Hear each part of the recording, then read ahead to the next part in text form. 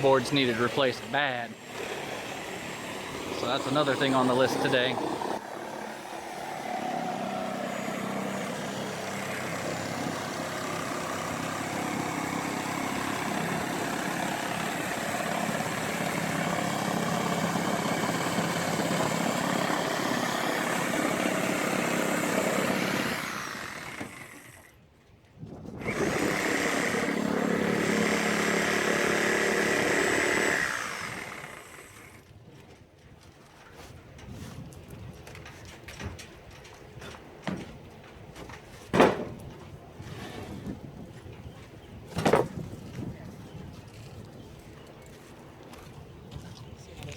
Like that?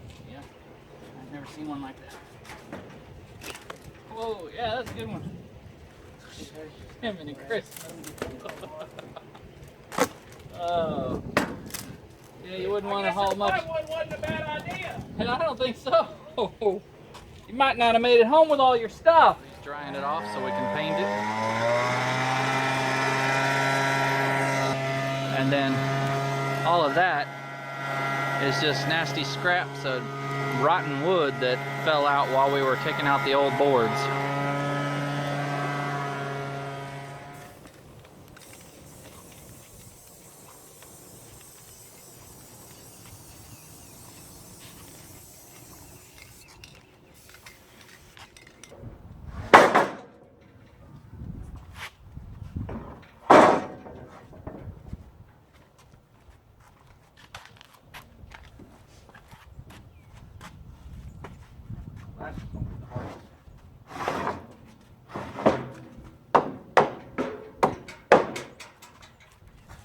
Okay, maybe it was just a tight. I'm telling you. But when we can't angle it, it's going to be That's hard. what I'm saying.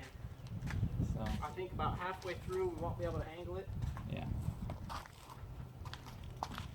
Well, it's going pretty good. So we tried the teeter-totter method. Got one board in, but it was still kind of a little scary, so we couldn't get this one. I mean, you have to go pretty high, probably almost as high as the rails to get it to go under. So what we did was, luckily we're on our last few boards, and this guy skip welded all across. So it just lines up just perfect that that board's going to be passed to that weld, and then we can drop a board in, tap it this away, and then we should have enough room to just drop the last board in, and then we'll just re-weld the piece on there. And that will make it a lot easier. Okay, well, I forgot to take a picture of it, but we got that welded back on, all the boards on, and now we just got to put the ramp back on, and we're finished. And it's almost as good as new. So, a little bit of maintenance and brand new trailer. Thanks for watching. Get outside, do something, and we'll catch you in the next video.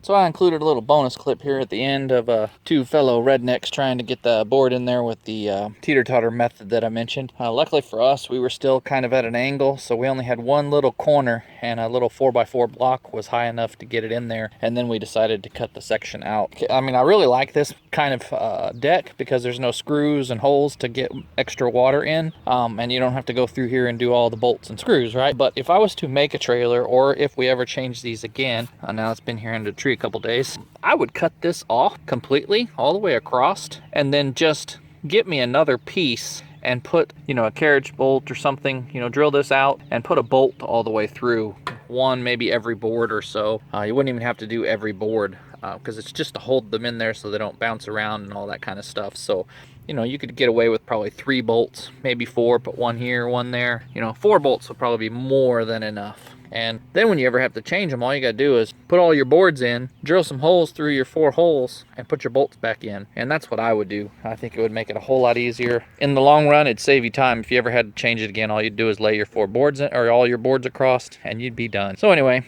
just some other ideas of how to get things done. And enjoy yourself, get outside, do something, and we'll catch you in the next video. Thanks for watching.